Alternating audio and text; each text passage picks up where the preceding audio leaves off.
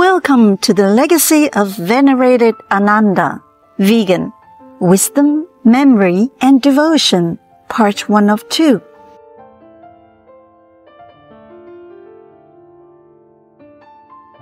In the Buddhist tradition, two bhikshu disciple statues are often positioned on either side of the world-honored one, the worshipped Shakyamuni Buddha, vegan. On the left is the venerated Mahākassapa, vegan, and on the right is the venerated Ānanda, vegan. Mahākassapa is a model of passionate devotion in practice, embodying the spirit of rigorous discipline and asceticism. In contrast, Ānanda is renowned for his knowledgeability and skillful explanation of all queries, as well as his exceptional memory. Standing next to the world-honored one, they symbolize the dual aspects of the Buddha's disciples, deep practice and profound wisdom. Today, we would like to introduce the venerated Ānanda, one of the 10 principal disciples of the Buddha, renowned foremost for having heard much. In the Mahayana Mahaparinirvana Sutra, he was thus praised by the Buddha. Ānanda is diligent and earnest in practice, able to solve all doubts. You should all observe thoroughly that Ānanda is a well-learned sage.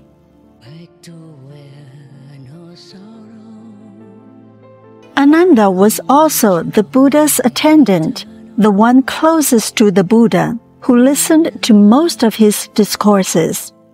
His astonishing memory enabled him to memorize the Buddha's teachings, thus preserving many precious sutras to this day. Ānanda is considered an important figure in Buddhist tradition, which is well reflected in almost all Buddhist discourses that start with the words, "This have I heard." The I denotes the venerated Ānanda, who recited verbatim what he had heard from the Buddha. Ānanda was the youngest male cousin of the Buddha, with a 30-year difference in age. His name, Ānanda, literally means celebration, bliss, joy. Coincidentally, his birthday was on the day of the Buddha's enlightenment, a time of great rejoicing in the city, which inspired his father to choose this name for him. 6 years later, when the Buddha returned to his home country to preach the Dharma, the 6-year-old Ānanda admired him so much that he eventually left a worldly life to follow the Buddha, embracing the monastic path. The venerated Ānanda had a good-looking face with regular features and clear complexion. It was therefore said that he had 30 proper facial features, almost resembling the 32 phases of the Buddha, that everyone seeing him would feel elated. Because he had been practicing for many lifetimes, having been a fervent adherent to all Buddhas, these accumulated merits and virtues caused him to attain a brilliant memory. He could remember everything the Buddha said, with no need for any further inquiries. In the Daiji Dolen, or the great treatise on the perfection of wisdom, Ānanda was so praised in one of the Buddha's poems. Having a face bright and tranquil as the full moon, with eyes as pure and radiant as the lotus blossom, Ānanda's heart is filled with Dharma teachings as vast as the sea. Such a perfect being, so appealing, that anyone seeing him will rejoice exceedingly. Ānanda was a person of sincerity, selflessness, and thoughtfulness towards others. He was also humble, polite, and tolerant, qualities that endeared him to both monastics and lay people, who regarded him with great respect, while also treating him as a friend. Throughout his life, Ānanda had no enemies. The Buddha did not hesitate to praise him too, Among my Shravaka or sound hearer disciples, he is the foremost bhikshu, grasping the right timing to make the appropriate action, understanding the nature of things. Whatever he does, there would be no hindrance in his way. Having a brilliant memory, a person of extensive knowledge, I am telling you, these are the qualities of Ānanda the bhikshu. Excerpt from Ekutara Agama. Many bhikshus wondered about Ānanda's past merits that enabled him to remember all the teachings of the worshipped Shakyamuni Buddha vegan flawlessly. Our most beloved Supreme Master Qinghai, vegan, told the story during a lecture in 2015. The bhikshus approached the Buddha and asked, "Pray to the World Honored One, Ānanda Bhikkhu. In the former life, what has he done to earn so much merit that nowadays he could remember everything like this? Please tell us." So the Buddha said, "Excellent. I will tell you. This was long time ago. Long time ago. There was a bhikkhu who had adopted Sami. You know Sami in Sanskrit also? Okay, meaning a novice, you know, a novice monk, a young boy who came in and learning to be a monk.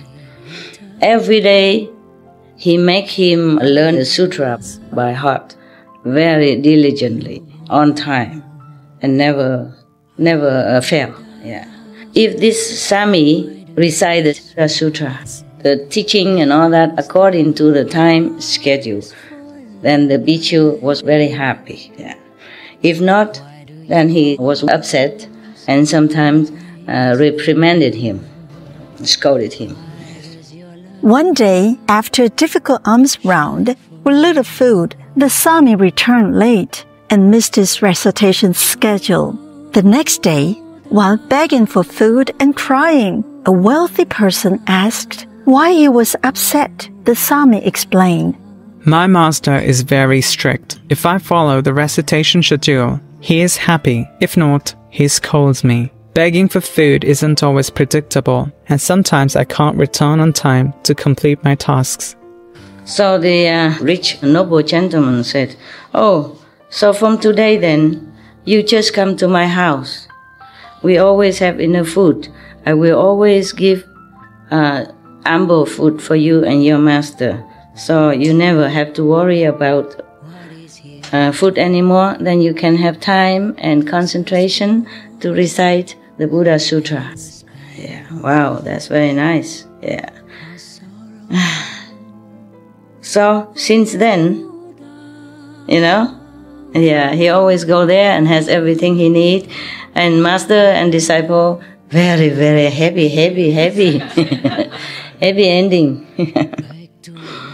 And then the Buddha reminded the assembly thus, "Bhikkhu, you should know, the master of the Sami at that time is the Buddha, a stable light. You know, that's the name.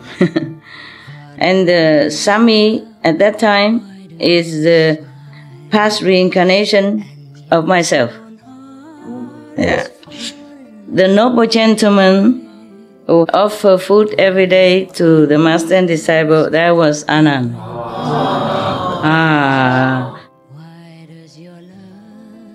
In many Buddhist scriptures, Ānanda often plays the role of requesting the Buddha to deliver lectures to the public. Numerous sutras begin with dialogues between the Buddha and Ānanda. For instance, the Surangama Sutra, one of the most influential Buddhist texts, came into being through Ānanda's encounter and entanglement with a maiden named Mettanga while he was going for alms. They had been husband and wife in their past 500 lifetimes, and Mettanga's mother attempted to use sorcery to compel Ānanda to marry her daughter. Fortunately, the Buddha sent the worshipped Manjushri Bodhisattva vegan to rescue Ānanda by reciting the Surangama Sutra. Subsequently, Mettanga was taught by the Buddha, ordained as a bhikshuni, and attained arhat status. This is how the Surangama Sutra came into existence. In the first 20 years of the Buddha's ministry, he had several personal attendants, but none were permanent.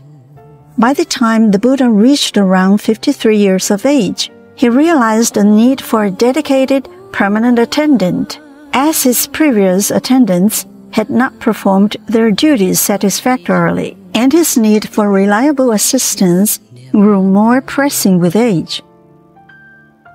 Several of his foremost disciples eagerly volunteered. However, the Buddha did not accept any of them. Throughout this process, Ānanda remained silent. Curious, the other disciples asked him why he hadn't stepped forward. Ānanda calmly replied, "The Buddha knows best whom to choose." Ānanda was chosen as the Buddha's attendant. However, Ānanda set 3 conditions before accepting the position. First, he would never wear the Buddha's clothes, whether new or used. Second, he would not escort the Buddha to any meal offering party when invited by any followers. Third, he would not go to see the Buddha at those times when he was not supposed to go. Knowing this, the Buddha was not offended by these conditions. Instead, he praised Ānanda readily, saying he was indeed a bhikshu of good character and very clever too, able to foresee the consequences of actions. The Buddha recognized that Ānanda's requests were to prevent any suspicion or thought that he had chosen the position with ulterior motives. During his tending the Buddha, the venerated Ānanda proved that he was well qualified for the job. Not only did he care for the Buddha with devotion, but he also greatly contributed to the internal harmony of the Sangha.